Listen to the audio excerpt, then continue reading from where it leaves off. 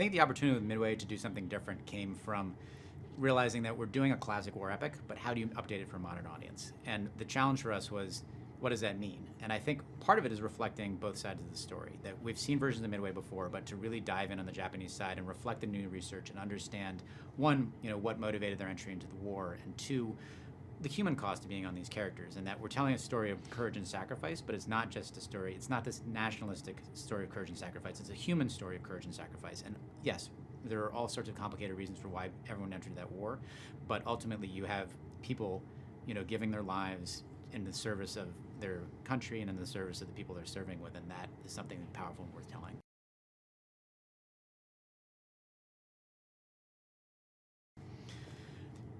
I think it was very important to us to tell a balanced story that showed both sides of the battle in order to reflect that this is a human story, and that the power of it to me comes from the fact that there is courage and sacrifice on both sides, and that ultimately, that is the horror of war. That, as Patton said, that you're trying to make some other poor bastard die for his country. That these are, if you're looking at the Japanese side, you have someone who was maybe born in a village and had never been on a boat before and is suddenly trained up and is suddenly standing on a hangar deck that is grossly on fire, and he knows he's probably not going to get off, and he's trying to save the ship. And that is incredibly relatable and human. It reminds us that, we are all, we get into these conflicts, but ultimately there is something human that runs underneath it all.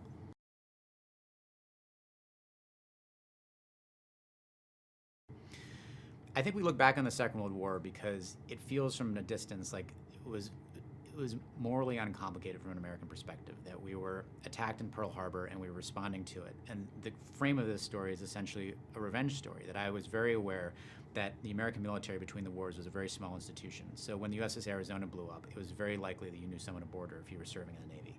So that there are these personal costs and personal stakes that dragged us through to the Battle of Midway just 6 months later. American Navy's been doing incredibly poorly, and then suddenly you have this turnaround moment where they sink 4 of the Japanese carriers, and from that moment on, this war is going to be fought on roughly equal footing until eventually the American reinforcements begin to overwhelm the Japanese.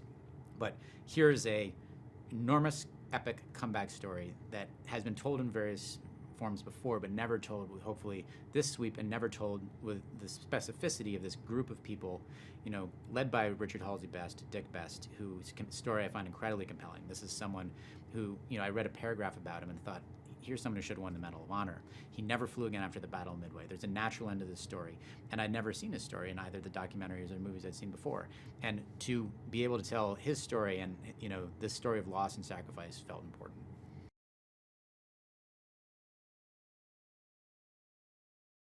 So we were very fortunate that part of Paul Allen's legacy is he commissioned the ship, the RV Petrel, to go out and find Navy wrecks. And this last week, they were able to through dedicated research, we were able to figure out, where the battle had happened, sonar map the floor, and eventually find the Kago, which is the first ship that we see McCluskey and Dickinson dive upon in our battle sequence.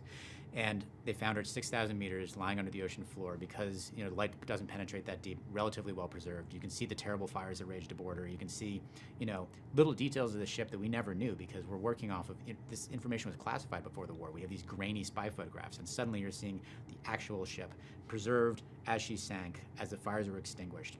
And you realize, first of all, you're learning something about history. We will learn something from that. And second of all, this is hallowed ground. And there are hundreds of Japanese sailors who died aboard that ship. It is a tomb. And also Eugene Lindsay and some of these other American pilots we saw go down, we'll be able to find their planes. So hopefully we'll be able to bring some measure of comfort to these families and understanding about what actually happened, but also that we can learn something important about this battle and the details.